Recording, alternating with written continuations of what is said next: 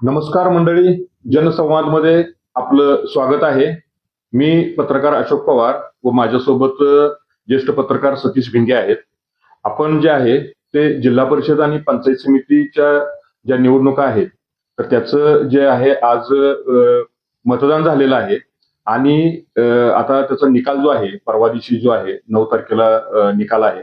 परंतु त्या निकालापूर्वी आपण आता थोडंसं चर्चा करणार आहे की याच्यामध्ये कोण बाजी मारेल. तर आपण पहिल्यांदा जो आहे तो दिघंची नागरिकांचा मागास प्रवर्ग ह्या जिल्हा परिषद गटाच्या संदर्भात आपण बोलूया. तर या गटामध्ये साधारणपणे 4 उमेदवार आहेत.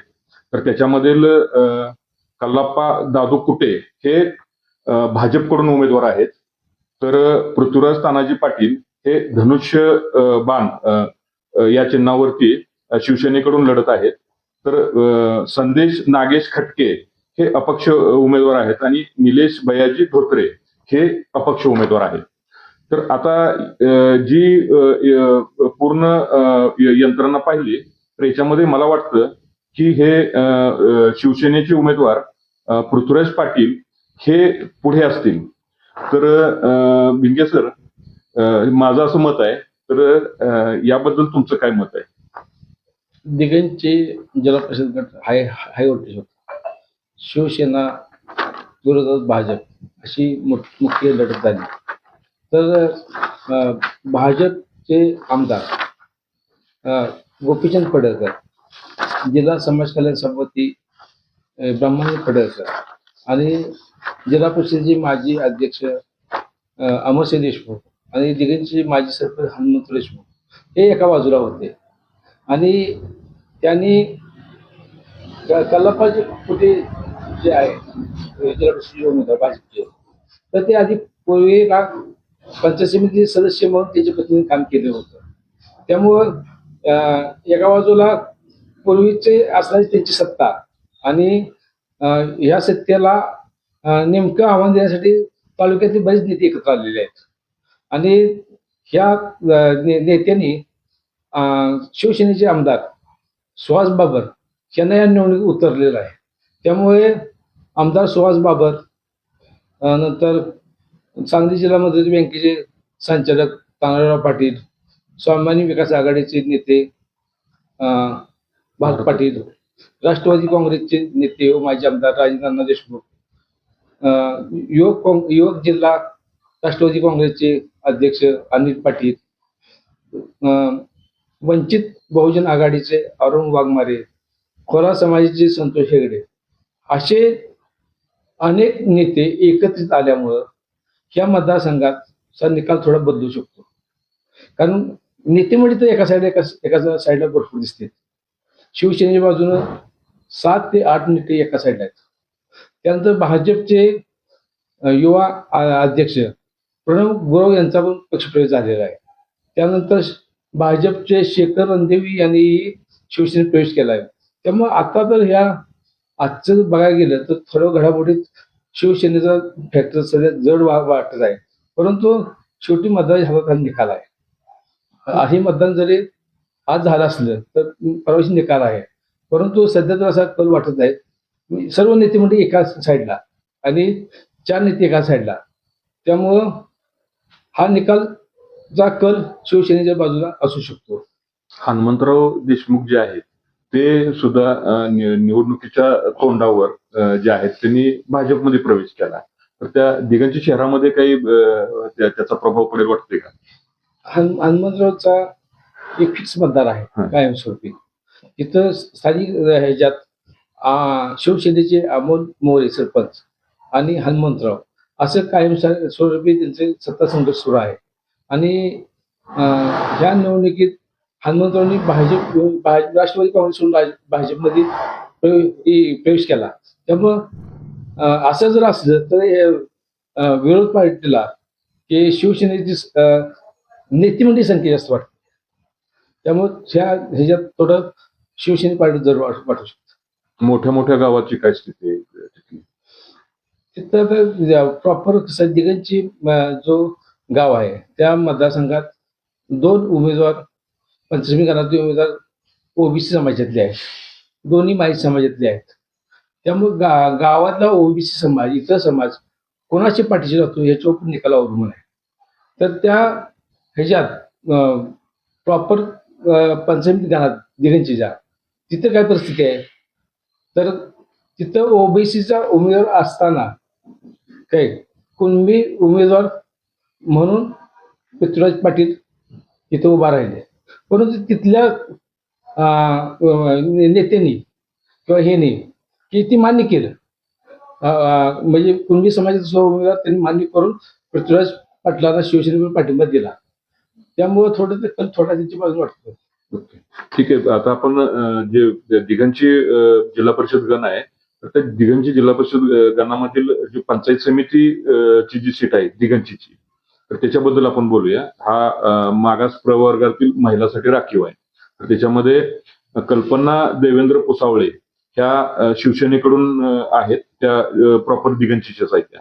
आणि शिंदे वंदना संदीप ह्या सुद्धा दिघांचीच्याच आहेत आणि ते भाजपकडून लढतात.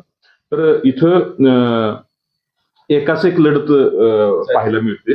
त्यामुळे थोडस मला वाटतं की इथं जे पारडं जे आहे ते वंदना शिंदे यांचं जड वाटतं. तर आपलं काही त्याच्यामध्ये आपण काय सांगाल त्याबद्दल? स्थानिक लेवलला थोडं क्रॉस वोटिंग होण्याची शक्यता वाटते मला तिथं. त्यामुळे तिथं निकाल बदलू शकतो. त्याच्यानंतर हा जो त्यातला जो विठलापूर जो पंचायत समिती गण आहे, तर ते अनुसूचित जातीसाठी राखीव आहे. तर त्याच्यामध्ये जे आहे विशाल संदीप चंदनसेवे हे जे आहे ते शिवसेनेच्या ह्याच्यामध्ये मशाल जे उद्धव बाळासाहेब ठाकरे त्याच्यावरती त्यांनी निवडणूक लढवत आहेत. तर जावीर कोमल देवानंद हे जे आहे ते बसपा च्याकडून लढवत आहेत, पण त्यांनी जे आहे तो शिवसेनेला पाठिंबा दिलेला आहे. त्याच्यानंतर दिलीप अण्णा हेगडे हे शिवसेना जो शिंदे गट आहे त्यांच्याकडून निवडणूक लढवत आहेत. आणि हेगडे वैभव कैलास हे भाजपकडून निवडणूक लढवत आहेत. त्याचबरोबर सुयश दादासाहेब कदम हे वकील आहेत आणि हे अपक्ष म्हणून निवडणूक तिथे लढवत आहेत. आणि केशव उद्धव विद्याधर हे अपक्ष म्हणून निवडणूक लढवत आहेत. तर या ठिकाणी मला असं वाटतं की दिलीपांना हेगडे जे शिवसेनेचे कॅन्डिडेट आहेत, तर ते या ठिकाणी त्यांचं थोडस मला पारडं जड वाटतं. आपल्याला काय वाटतं ह्या बाबतीत? दिलीपचे हेगडे जे आहे ते मुळात ते मावळाचे आहेत. ते गावचे उपसरपंच होते आणि ते सुरुवातीला देशमुख गटाचे होते. त्यांनी देशमुख गट सोडून ऐन निवडणुकीत त्यांनी शिवसेनेत प्रवेश केला आणि शिवसेनेची उमेदवारी निवडलेली आहे. तर हे जर परिस्थिती असली तर त्या भागातल्या असणाऱ्या ग्रामपंचायती जे कोणाच्या ताब्यात आहेत त्याच्यावर याचा निकाल अवलंबून आहे. आज जरी वरवर दिसत असलं भाजप, शिवसेना आणि इतर पक्षाचे उमेदवार आहेत, तर इतर पक्षातले जे अपक्ष उमेदवार आहेत ती मते किती खातात त्याच्यावर निर्णय अवलंबून आहेत. त्या ठिकाणी बरेचसे उमेदवार उभा आहेत, त्यामुळे ती मते किती खातात त्याच्यामुळे सुद्धा कुणाला फटका बसेल हे सांगता येत नाही. आज त्याच्यामध्ये निकाल बदलू शकतो. आपण आता जे एक सगळ्या महाराष्ट्राचं ज्या मतदारसंघाकडे लक्ष लागलेलं आहे, तर तो मतदारसंघ निंबवडे जिल्हा परिषद गट आहे आणि हा सर्वसाधारण महिलांसाठी राखीव आहे. याच्यामध्ये एकाच एक लढत आहे. याच्यामध्ये पडळकर माधवी ब्रह्मानंद ह्या ज्या आहेत भाजपकडून निवडणूक लढत आहेत आणि मोठे विद्या सचिन ह्या ज्या आहेत ते शिवसेनेकडून निवडणूक लढत आहेत. तर याच्यामध्ये मला असं वाटतं की हे पडळकर माधवी ब्रह्मानंद यांचं थोडस मला तिथं पारडं जड वाटतं. तर आपण काय सांगाल या बाबतीमध्ये? जर हे भाजपचे नेते आणि भाजपचे आमदार गोपीचंद पडळकर तर यांच्या दृष्टीने ही लोक प्रतिष्ठेची आहे. कारण त्यांचे बंधू जिल्हा परिषदेचे माजी समाज कल्याण सभापती ब्रह्मानंद पडळकर यांच्या माधवी पत्नी आहे. त्यामुळं त्यांनी ही निवडणूक अतिशय प्रतिष्ठित केली आहे. तर त्यांच्या विरोधात शिवसेनेची जी उमेदवारी दिली आहे ते आयकर आयुक्त सचिन मोठे यांची पत्नी विद्याताई यांना दिलेली आहे. तर विद्याताईच्या पाठीमागं आमदार सुहास बाबर यांची ताकद आहे, तानाजीची ताकद आहे, त्यानंतर माजी आमदार राजेंद्रची ताकद आहे, भारत पाटील यांची ताकद आहे, अनिल शेठ पाटील यांची ताकद आहे, अरुण वाघमारेची ताकद आहे. असे सगळे एकत्रित असले तर ह्यात प्रचंड सुरत निर्माण झाले. हाय व्होल्टेज हा मतदारसंघ होता, परंतु प्रशासनाने एवढी काळजी घेतली की मतदान होईपर्यंत तिथे काही सुद्धा हाय व्होल्टेज होऊ दिलं नाही. आता मतदान केलेलं आहे, मतदान यंत्रात ते झालेलं आहे, परंतु सध्या तर कल असं वाटतोय की तिथं हे भाजपचा थोडा कल वाटतो. तर आपण आता ह्याच निंबोडा जिल्हा परिषद गटातील जे पंचायत समितीचे जे 2 गण आहेत तर त्याच्यामध्ये निंबोडे गणावरती आपण बोलूया. तर याच्यामध्ये एकूण 4 उमेदवार आहेत. त्याच्यामधील सचिन नाना मोठे हे जे आहेत ते शिवसेनेकडून लढत आहेत. तर सरगर जयवंत राजाराम हे भाजपकडून लढत आहेत आणि बंडगर सचिन किसन हे अपक्ष म्हणून लढत आहेत आणि परशुराम श्रीपती सरग हे सुद्धा अपक्ष म्हणून लढत आहेत. तर याच्यामध्ये मला काय वाटतं की जयवंत सरगर यांचं थोडंसं पारडं मला याचं जड वाटते. तर आपलं काय मत? जयवंत सरगर हे भाजपचे कार्यकर्ते आहेत. ते गोपीचंद पडळकरचे निष्ठावंत कार्यकर्ते आहेत. त्यांच्या पत्नी पाठमागच्या निवडणुकीत पंचायत सदस्य होत्या, त्या तालुक्याच्या सभापती झाल्या. त्यामुळे त्यांना त्या भागात किंवा जो गावं माहिती आहे, त्यांनी केली कामं आहेत, त्याचा त्याला फायदा होऊ शकतो. दोन्ही समजा सचिन मोठे जो आहे तो पण निंबोडे भागातलाच आहे आणि जेवण सरकार सुद्धा निंबोडे भागातले आहे. ह्या दोघांच खरी चुरस आहे. परंतु निंबोडे शहरात किंवा निंबोडे गावात ग्रामपंचायत कोणाच्या ताब्यात आहे आणि तिथं जो आज या 8-10 दिवसाच्या रणधुमाळीत तर प्रचाराची जी काही पद्धत वापरली गेली आहे ती फार महत्वाची आहे. तिथं फार अर्थकारण दडलेलं आहे. तर त्या भागात बऱ्यापैकी धनगर समाजाची गाव आहेत त्या मतदारसंघात. तर मतदान होणार होतं 5 तारखेला, ते मतदान 7 तारखेला आणि त्या पिरियडमध्ये माझ्याकडे चिंचणीची यात्रा आली. तर यात्रेला जायला वाहनाची व्यवस्था करण्यात आली. त्यानंतर जाण्यासाठी प्रवास खर्च करण्यात आला आणि थोडं अर्थकारण पण झालं. त्यामुळं कोणी किती ताकद लावली आहे त्याच्यावर बरंच अवलंबून आहे. तरी पण आजचा जो कल वाटतोय तर पडळकरांचा कल असेल असं वाटतं. तर आता आपण जे आहे ते घरणीची पंचायत समिती गणाबद्दल आपण बोलूया. तर हा जो गण आहे तो सर्वसाधारण महिलांसाठी राखीव आहे आणि हे इथं जे आहे ते एकच लढत आहे. 2च उमेदवार आहेत. त्याच्यामध्ये जे कातुरे वैशाली रमेश हे भाजपकडून लढत आहेत आणि पुकळे अहिल्या शरद ह्या ज्या आहेत ते शिवसेनेकडून लढत आहेत. तर याच्यामध्ये मला वाटतं की हे कातुरे वैशाली रमेश यांचं पारड थोडंसं मला जड वाटतंय. आपलं काय मत आहे? आज रमेश कातुरे जे आहे त्याला त्या भागात बंडू कातुरे म्हणून फेमस आहेत. तर बंडू कातुरे हे गोपीचंदचे पूर्वीचे सहकारी होते. गेली तिने 8-10 वर्ष गोपीचंदच्या विरोधात संघर्ष केला आणि ह्या निवडणुकीत मात्र त्यांनी घर वापसी केली आणि भाजपतर्फे आपल्या पत्नीची उमेदवारी दिली. त्यामुळं पडळकर साहेबांचे जे कार्यकर्ते आहेत ते बरेच कार्यकर्ते पण वापस आलेले आहेत पडळकर गटात. त्यामुळे तिथं थोडं वातावरण सोपं झाले पडळकरांना. जो संघर्ष फार प्रचंड होता झरे भागात तो संघर्ष कमी झालेला आहे. विभूतवाडी गाव म्हणजे विद्याताई मोठे यांचं गाव आहे. तर विभूतवाडी गावाचा म्हणजे या गावात काय होतंय, किती मतदान होतंय, कोणाला किती मतं जातात त्याच्यावर पण मताची टक्केवारी अवलंबून आहे. परंतु त्या भागातील जवळची जी गाव आहेत ते पडळकर यांना मानणारी गाव आहेत. त्यामुळे थोडा कल हा कातुरेची बाजूने असू शकतो. तर आता आपण जे आहे ते जिल्हा परिषद खरसुंडी गणाच्या संदर्भात आपण चर्चा करणार आहे. आणि त्या गणाची माहिती असणारे खरसुंडी गावचे जे सुधीर घोडके सर आहेत, पत्रकार आहेत, तर त्यांच्याशी आपण चर्चा करूया. तर आता मी पहिल्यांदा सांगतो की हा खरसुंडी जो जिल्हा परिषद गट आहे तो सर्वसाधारण खुल्या वर्गासाठी आहे. आणि या गणामध्ये जिल्हा परिषदसाठी 6 उमेदवार आहेत एकूण. तर त्यात खरसुंडीचा जो स्थानिक उमेदवार आहे शेखर सोमनाथ निचळ, हा शिवसेना उद्धव बाळासाहेब ठाकरे या गटाकडून उभा आहे.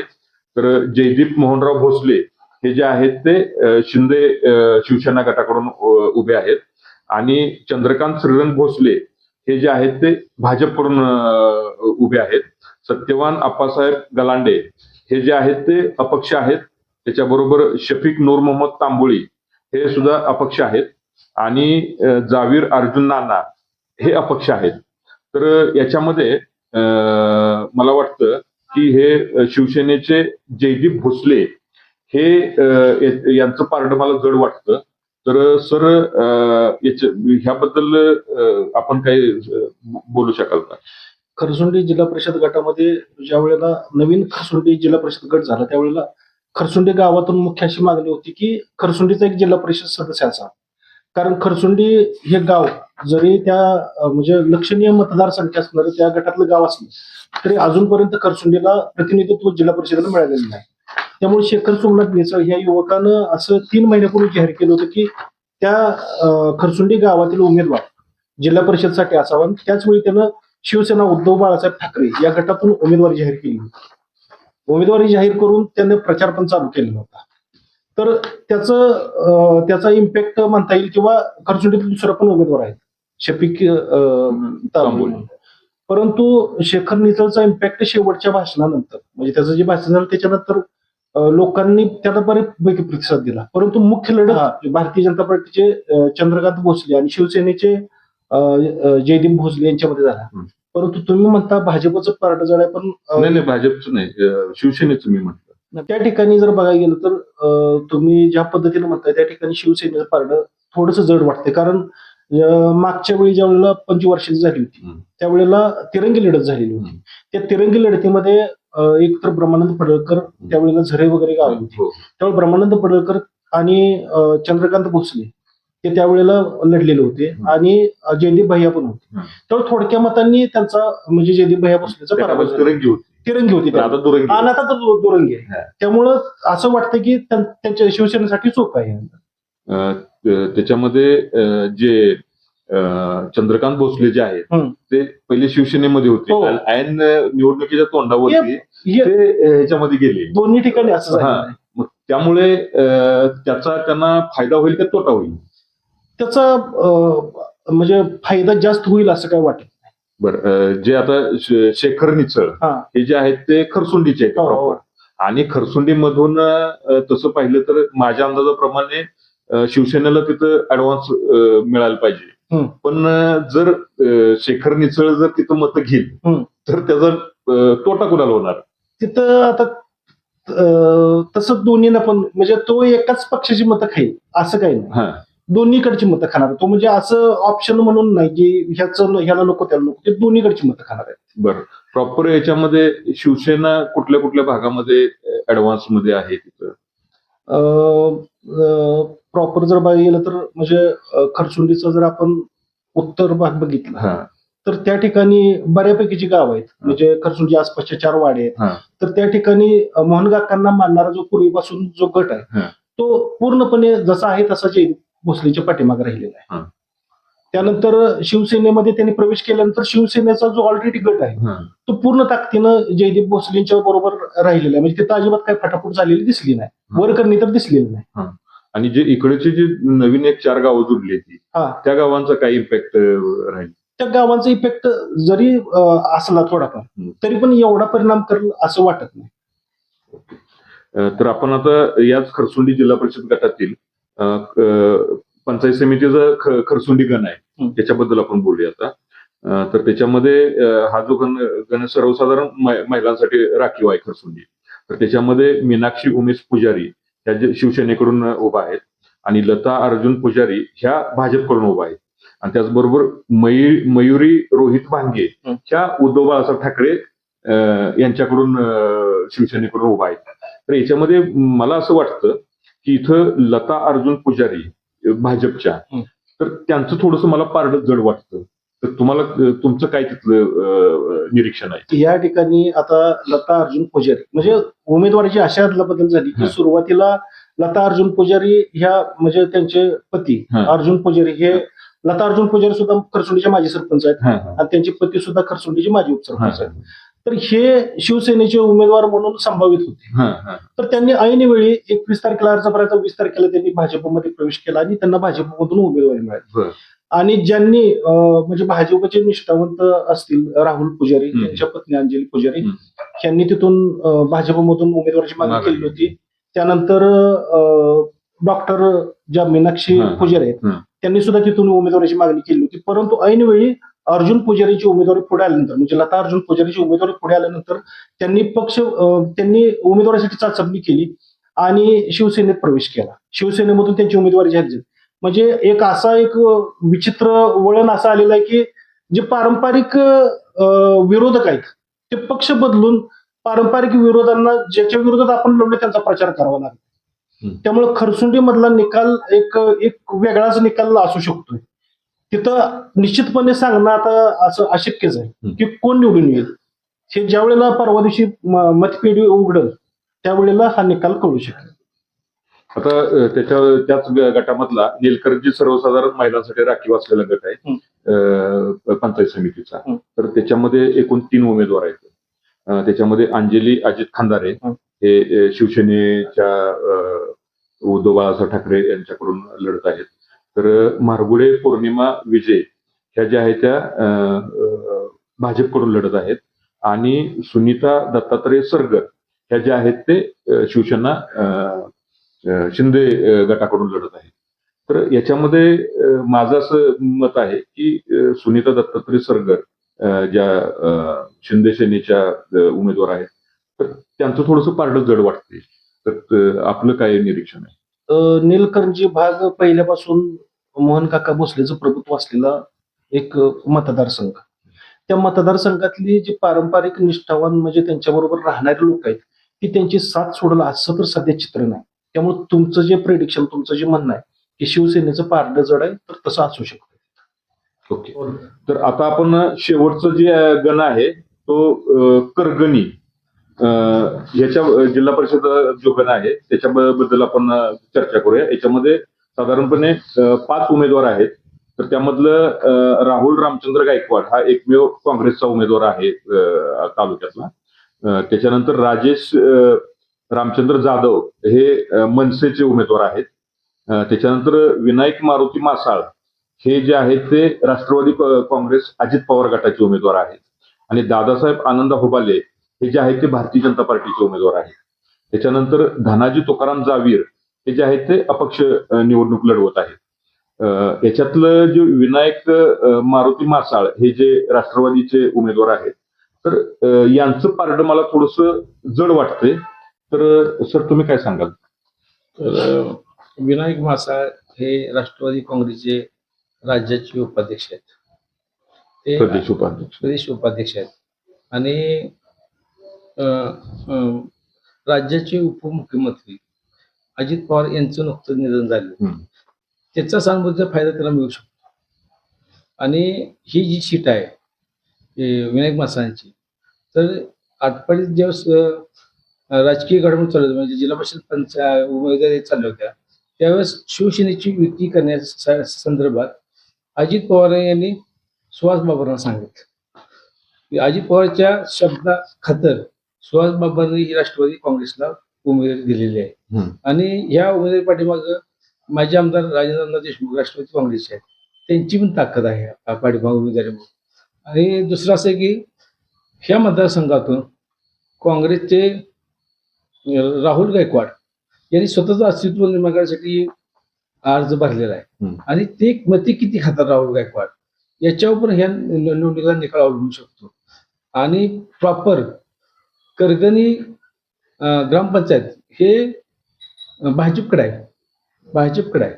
तिथं पंचमी गणाचे उमेदवार दत्ता पाटील यांचा पाठीमागच्या या निवडणूक पराभव झाला होता. आणि दत्तात्रय पाटील यांचा पाठिंबा झाल्यामुळं त्यांनी ह्यामध्ये जोरदार ताकद त्या करगणी गटातून लावलेली आहे.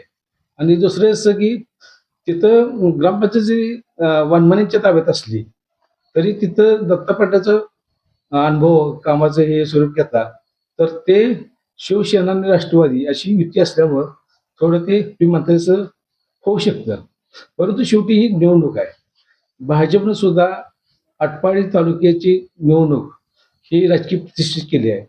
त्यात आमदार गोपीचंद पडळकर, जिल्हा समाज कल्याण सभापती ब्रह्मानंद पडळकर, जिल्हा परिषदेचे माजी अध्यक्ष अमरसिंह देशमुख ह्या भाजप नेत्याची प्रतिष्ठा करायला लागलेली आहे. आणि त्यामुळं आज जरी असं बरोबर वाटत असलं की राष्ट्रवादीकडे ही उभी जाईल, परंतु निकाल काय सांगता येत नाही. तर साधारणपणे काय झालंय याच्यामध्ये की हा जो ओपन गट आहे, ओपन गटामध्ये साधारणपणे हे जे मुख्य उमेदवार आहेत ते ओबीसीचे आहेत. आणि त्याच्यामध्ये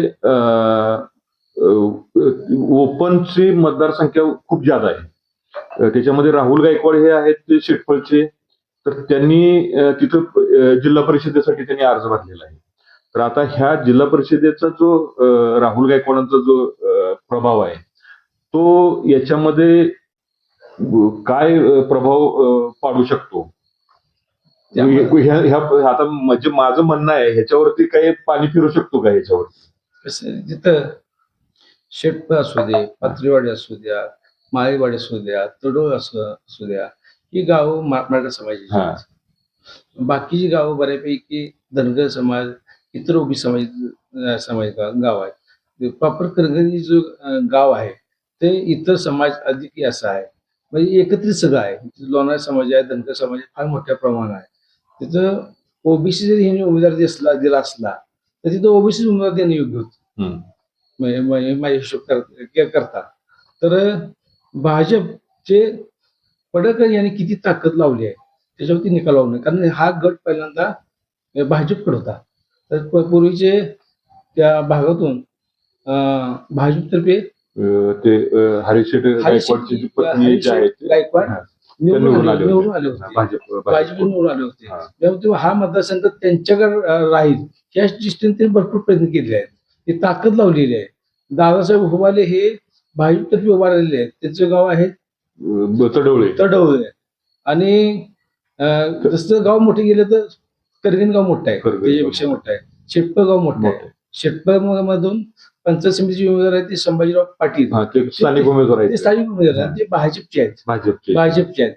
त्यामुळे ह्या मतदारसंघाचे व्यूहरचना बघितली, गावाची संख्या घेतली तर ते अनपेक्षित निकाल लागू शकतो. माझं थोडस विनायक मासाळे यांना थोडस माप याच्यासाठी आहे की जे अजित पवार यांची जे त्यांच्या म्हणण्यामुळं त्यांना उमेदवारी मिळाली होती, त्यांची अकाली एक्झिट होणं त्याच्यामुळे थोडस वाटतंय, म्हणून मी याच्यामध्ये बोलतोय. तुम्ही म्हणताय मला त्याच्यामध्ये थोडीशी मला शंका वाटते की त्याच्यामध्ये अनपेक्षित सुद्धा निकाल येण्याची शक्यता काही नाकारता येत नाही. तर आपण आता याच अनुषंगाने आपण जे पंचायत समितीचं जे गण आहे त्याच्याबद्दल आपण बोलूया. तर करगणी हा सर्वसाधारण गण आहे. तर त्याच्यामधनं जे आहे ते दत्तात्रय हनुमंत पाटील हे शिवसेनेच्या धनुष्यबाणावरती लढत आहेत आणि पाटील संभाजीराव शिवाजी हे जे भाजपकडून लढत आहेत. तर हे सरगर महेश श्रीरंग हे जे आहेत ते अपक्ष म्हणून लढत आहेत. तर याच्यामध्ये मला थोडस दत्तात्रय हनुमंत पाटील हे जे धनुष्य बाणाच्या चिन्हावरती शिवसेनेकडून लढत आहेत तर यांचं थोडस मला पारडं जड वाटतंय. तर आपलं काय त्याच्याबद्दल निरीक्षण आहे? शिवसेनेचे उमेदवार जे आहेत दत्तात्रय पाटील, तर त्यांनी पाठीमागे निवडणूक लढवली होती, त्यांचा त्या निवडणूक पराभव झाला होता. आणि संभाजी पाटील जे आहेत ते देशमुख गटाचे आहेत, त्यांच्या पत्नीने पण त्या मतदारसंघात निवडणूक लढवली होती. ही दोघांनाही यापूर्वी पराभव झालेला आहे या दोघांचा. आणि करगणी हे आणि शेटपळ अशी लढत होणार आहे. कारण करगणीचे दत्ता पाटील आहेत आणि संभाजी पाटील हे शेटपळचे आहेत. त्यामुळं मराठा धनगर असं थोडं तिथं जातीचं समीकरण आहे. मग ते कोणाच्या पार्ट्यात जाईल ते बरंच अवलंबून आहे. तर आता ह्याच्यानंतर आपण शेवटचं जे गण आहे माडगुळे गण आहे त्याच्याबद्दल बोलूया. हे माडगुळे गण हे नागरिकांचा मागास प्रवर्गासाठी आहे. तर याच्यामध्ये मोठे दत्तात्रय विठोबा हे जे आहेत ते भाजपकडून लढत आहेत. तर रामदास दत्तात्रय सूर्यवंशी हे जे आहेत ते शिवसेनेकडून लढत आहेत आणि सरगर विकास दशरथ हे अपक्ष लढत आहेत. तर या ठिकाणी मला थोडंसं झुकतं रामदास सूर्यवंशी यांना द्यावंसं वाटतंय, कारण हे शिवसेनेचे उमेदवार आहेत. तर आपलं काय निरीक्षण आहे? हे सूर्यवंशी हे यपावडी गाव, माडगुळ गाव काय अशी काही गाव आहेत. ते देशमुख गटाला मानलेले गाव आहेत. खांजोवाडी गाव असे मराठा समाजाचे काही गाव आहेत. मराठा समाजाची उमेदवारी बघूनच ते सूर्यवंशी यांना उमेदवारी दिलेली आहे. तर दुसऱ्या बाजूला मोठे सर हे बोंबेवाडीचे माजी सरपंच आहेत आणि त्यांचं त्या गावात प्रभाव आहे. चांगलं काम आहे. त्यांचं काम चांगलं आहे. त्याला ते गावाला आदर्श पुरस्कार सुद्धा मिळाला होता. ते बघून त्यांना उमेदवारी दिली आहे. त्यामुळे ह्या मतदारसंघात प्रचंड चुरस आहे. आज समोर समोर आपल्याला दिसत असलं की कल बाबा सूर्यवंशीच्या बाजून जाईल, परंतु तिथं सुद्धा अर्थकारण दडलेलं आहे. कारण दोन्ही उमेदवार आर्थिकदृष्ट्या तुल्यबळ आहेत. त्यामुळे अर्थकारणावर ही निकाल अवलंबून असू शकतो. तर मंडळी, हे आपण आता आमच्या चर्चेमधून आपण पाहिलं की कोणाचं पारड जड आहे. हे साधारणपणे आपल्याला ह्याच्यात जे नक्की निकाल आहेत ते आपल्याला 9 तारखेला पाहायला मिळतील. हे फक्त आमचं अंदाज आहेत आणि हे आम्ही आमचा जे अनुभव आहे त्या अनुभवाच्या आधारे आम्ही सांगितलेलं आहे. ज्यावेळेस आपण ह्याचं अनालाइज कराल तर त्याच्यामध्ये बरेच वेळा काय होतं की तुम्ही हे सांगितलं ह्याच्या बाजून सांगितलं त्याच्या बाजून सांगितलं असे कृपया अशा पद्धतीचे काही वाईट कमेंट्स वगैरे करू नये आणि त्याच्यामुळे कमेंट्समुळे कुठे असा काही उद्रेक होऊ नये.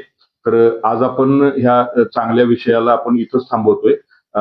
पुन्हा आपण उद्या एका नव्या विषयासह पुन्हा भेटूया.